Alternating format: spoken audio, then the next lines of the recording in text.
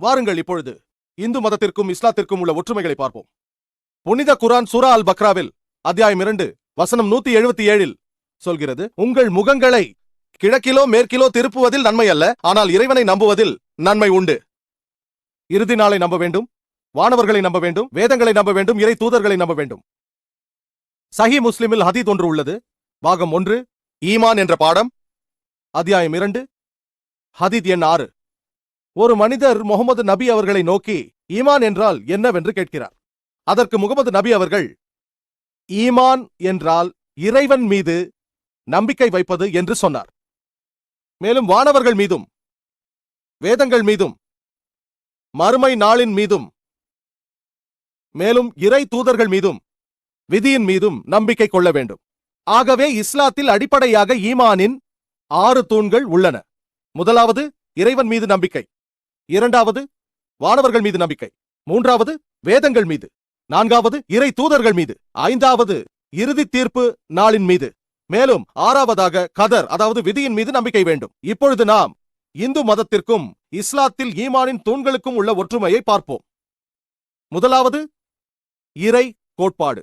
இந்து மதத்தில் கடவுள் கோட்பாடு என்னவென்பதை முதலில் நாம் பார்ப்போம்.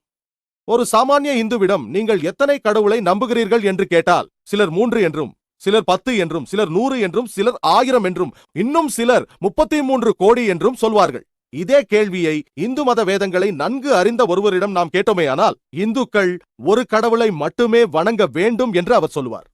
ஆனால் ஒரு சாமானிய இந்து எல்லாமே கடவுள்தான் என்ற ஒரு தத்துவத்தில் நம்பிக்கை வைத்திருக்கிறார். எல்லாம் கடவுள் என்று சாமானிய இந்து சொல்கிறார். மரம் ஒரு கடவுள், சூரியன் ஒரு கடவுள், சந்திரன் ஒரு கடவுள், மனிதன் ஒரு கடவுள், பாம்பும் கடவுளே.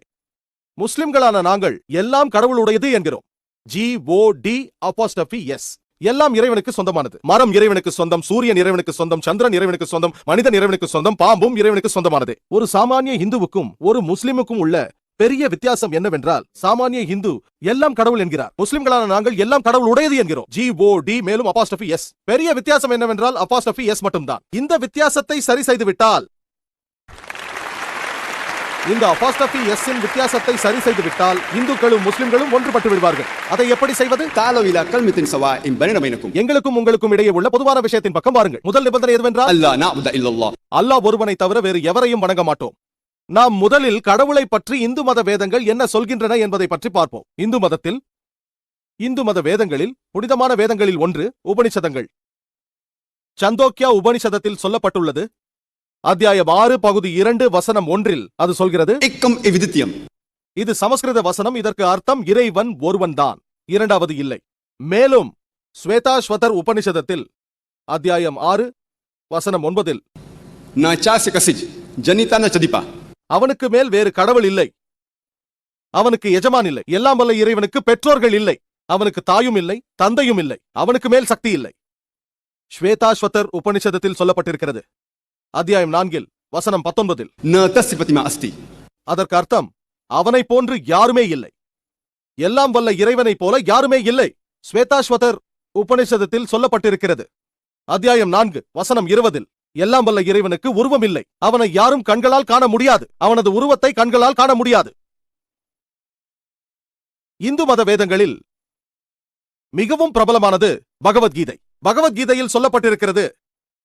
அத்தியாயம் 7 வசனம் 20 உலக ஆசாபாசங்களின் காரணத்தினால் அறிவாளிகள் படைப்பினங்களை கடவுளாக வணங்குகிறார்கள்.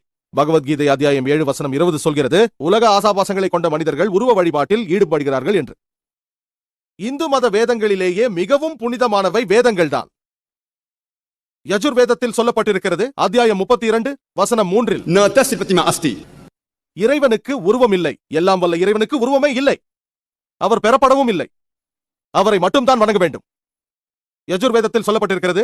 அத்தியாயம் 40 வசனம் 8 எல்லாம் வல்ல இறைவன் தூய்மையானவன், அவனுக்கு உருவம் இல்லை. யஜுர்வேதத்தில் சொல்லப்பட்டிருக்கிறது. அத்தியாயம் 40 வசனம் 9 அந்தாத்ம என்றால் இருள், பிரவிஷந்தி என்றால் நுழைதல், மேலும் அசம்பூத்தி என்றால் இயற்கையானவை, உதாரணத்திற்கு நீர், நெருப்பு, காற்று. யஜுர்வேதம் அத்தியாயம் 40 வசனம் 9 சொல்கிறது, இயற்கையை வணங்குபவர்கள் இருளுக்குள் பிரவேசிக்கிறார்கள் என்று. உதாரணத்திற்கு நீர், நெருப்பு, காற்று. மேலும் வசனம் சொல்கிறது, சம்பூத்தியை வணங்குபவர்கள் ஆழமான இருளுக்குள் பிரவேசிக்கிறார்கள். சம்பூத்தி என்றால் படைக்கப்பட்ட பொருட்கள், அதாவது மேஜை, நாற்காலி, சிலைகள் போன்றவை. மேலும் அதர்வன வேதத்தில் சொல்லப்பட்டிருக்கிறது. புத்தகம் 20 வேதவரி 58 மந்திரம் 3 देव महा असी இறைவனானவன் வல்லமை மிக்கவன். வேதங்களிலேயே மிகவும் புனிதமானது ரிக்வேதம். ரிக்வேதத்தில் சொல்லப்பட்டிருக்கிறது. புத்தகம் 1 வேதவரி 164 மந்திரம் 46 एकम सत्य विप्र बहुधा विधान्ते உண்மை ஒன்றே, இறைவன் ஒருவனே, ஞானிகள் அவனை பல பெயர்கள் கொண்டு அழைக்கிறார்கள். இதே செய்தி, இறைவன் ஒருவனே, ஞானிகள் அவனை பல பெயர் கொண்டு அழைக்கிறார்கள் என்பது மறுபடியும் சொல்லப்படுகிறது. ரிக்வேதம் புத்தகம் 10 வேதவரி 114 மந்திரம் 5. மேலும் ரிக்வேதத்தில் மட்டும் புத்தகம் 2 வேதவரி 1 எல்லாம் வல்ல இறைவனுக்கு 33ற்கும் குறைவில்லாத பெயர்கள் சூட்டப்பட்டுள்ளது. ரிக்வேதத்தில் ஒரு இடத்தில் கூறப்படுகிறது. புத்தகம் 2 வேதவரி 1 மந்திரம் 3 பிரம்மா எனப்படுகிறது. பிரம்மா என்றால் படைப்பாளன் என்று பொருள். அதை அரபியில் மொழிபெயர்த்தால் ஹாலிக் என்று பொருள். முஸ்லிம்களான எங்களுக்கு இறைவனை காலிக் என்று சொல்வதில் எந்த ஒரு பிரச்சனையும் இல்லை. படைப்பாளன் என்றும் சொல்லலாம். ஆனால் யாராவது எல்லாம் வல்ல இறைவன் படைப்பாளன் என்று சொன்னால், அவருக்கு 4 தலைகளும் ஒவ்வொரு தலையிலும் கிரீடம் இருக்கிறது என்று சொன்னால் நாங்கள் அதை ஏற்றுக்கொள்ள முடியாது. மேலும் இது ஸ்வேதாஸ்வதர் உபனிஷதத்திற்கு எதிரானது. அத்தியாயம் 4 வசனம் 19 சொல்கிறது, நா தஸ்தி பதி மகாஸ்தி, அவருக்கு நிகராக ஒன்றுமில்லை. இறைவனுக்கு மற்றும் ஒரு பெயர் ரிக்வேதத்தில் புத்தகம் 2 வேதவரி 1 மந்திரம் 3 சூட்டப்பட்டுள்ளது. அது விஷ்ணு.